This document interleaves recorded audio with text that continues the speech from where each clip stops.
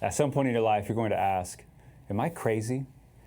Like, do I actually believe all of these things are true about Jesus, God, Christianity, the Bible?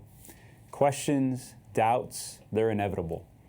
And the reason why that is, I think, is because at some point we find ourselves living in this tension between what we have expected God to do in our lives and what we actually experience from Him. And it's in that gap between what we've expected and what we experienced that usually those questions and doubts begin to rise. But what if that's actually a good thing for us? What if actually the road to your maturity and my maturity goes straight through doubt?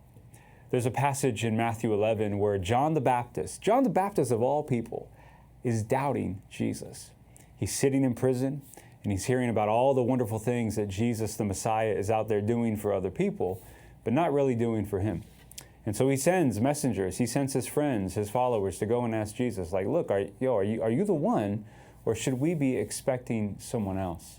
And I love that John finds himself in this moment willing to question, willing to doubt.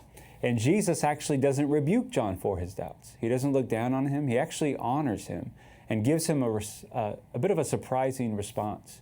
He answers John's question with Scripture. And he does so in a way that I think doesn't necessarily answer the question altogether, but makes John process a bit more. He makes him wrestle. And the reason why I think that is because it's probably healthier for us to imagine faith and doubt not as opposites, but actually as friends and companions along the journey of following Jesus. Meaning for John, notice where he takes his questions. Notice where he takes his doubts about Jesus, he takes them directly to him. And I want to encourage you to do the same. Wherever you might have questions right now, doubts right now, doubt in the direction of Jesus. Because where you take your questions matter. Meaning your doubts don't have to become a cliff that you just kind of fall over and your faith is over, but they actually can become a bridge that takes you to a path and gets you across to the other side. And so imagine right now maybe some questions that you've been holding on to, some doubts that you have been wrestling with in your life, and invite God to meet you in those questions. Invite Him to actually help you begin to wrestle and process through that.